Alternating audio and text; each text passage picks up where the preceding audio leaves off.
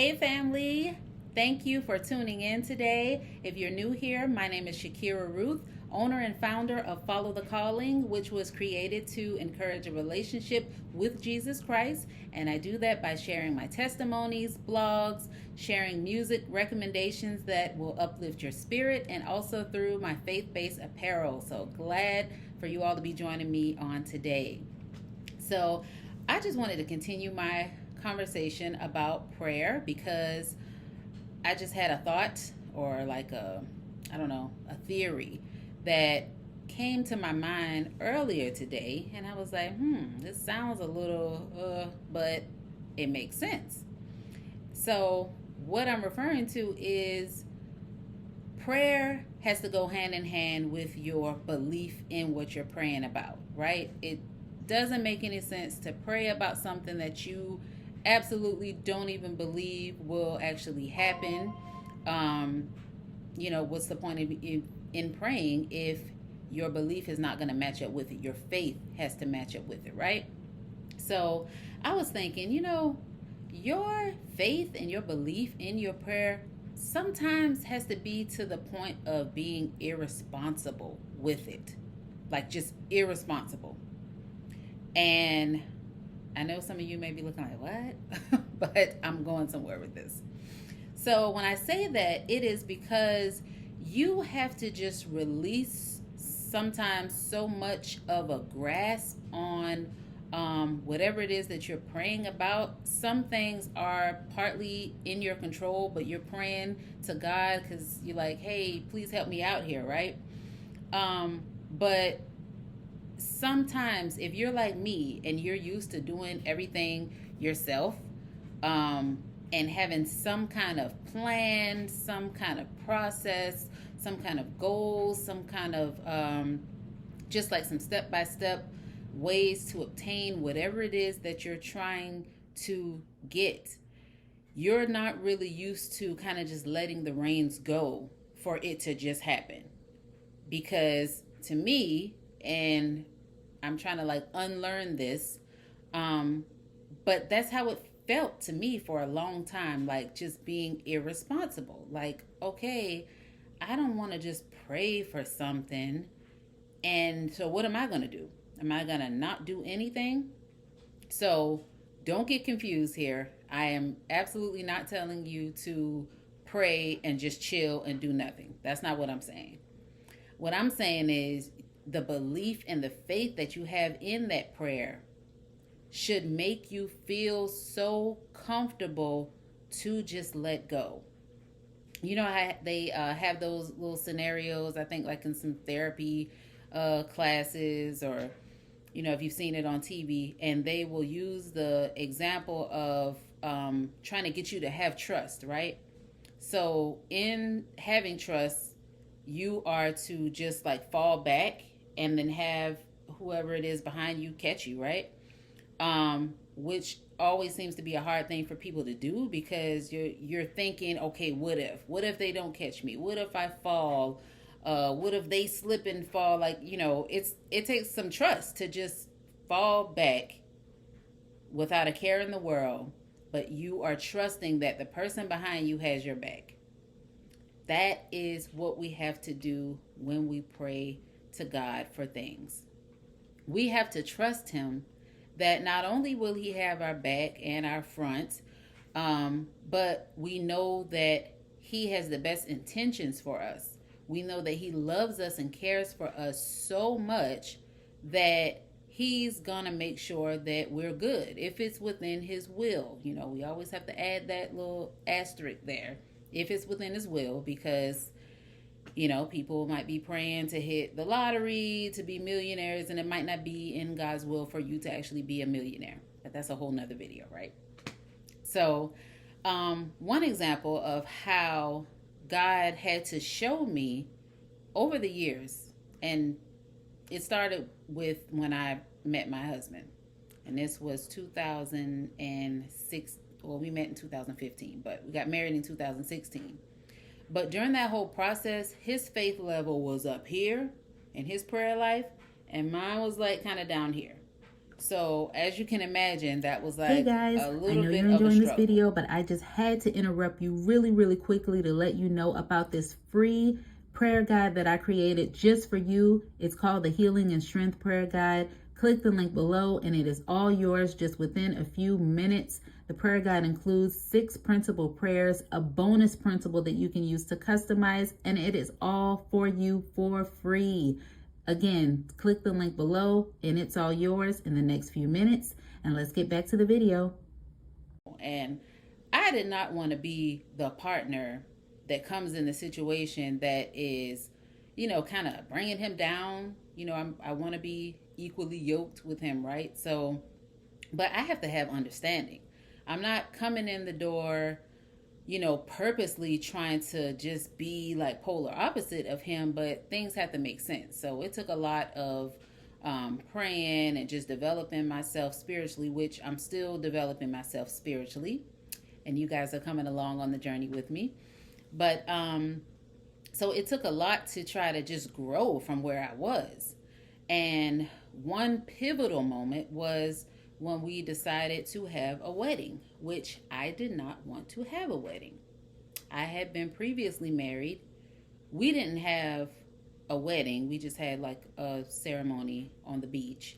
But I was just so happy, to have a husband that I truly felt like this union was sent from God, and that I was being obedient, and let's just have a marriage.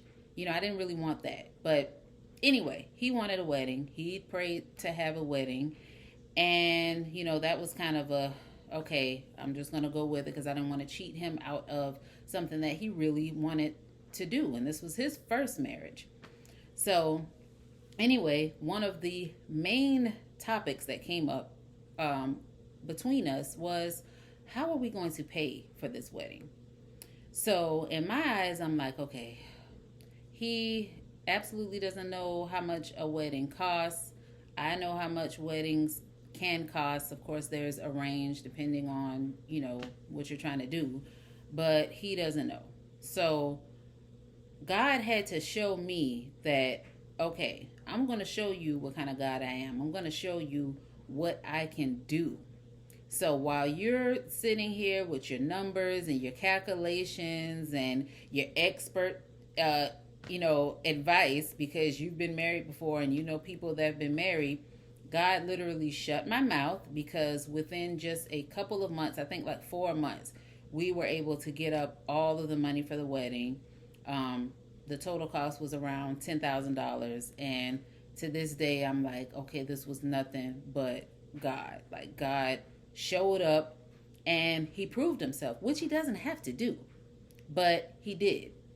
So, my husband, on the other hand, he had the faith all along. He knew that God promised him that he would get his wife. God promised him that he would be able to have a wedding. So he knew that this was going to happen. Not knowing how, but he knew it would happen. So this is what I mean when I say, the faith in your prayer life has to be almost irresponsible, because granted, we still did things like we saved and we worked, and we had to make some sacrifices, like to try to build up the money, but money came from other places too that was not in our plan. So sometimes you can plan so much to try to reach a goal, but God will show up in ways that you wouldn't even imagine, because that's just how he is. And another example was us buying our house, right? So when we got the house, I have a whole video on this channel about our house testimony, so I'm not going to go into all the details. But there was one specific point where I, once again, stepping in, crossing all my T's, dotting all my I's, like, okay, we got to do this, this, and this. We've got to be prepared, which I still believe that those are some great traits to have, just being a planner and preparer. But I am working on having that good balance between being prepared, being responsible, and trusting in God to do what I can't do.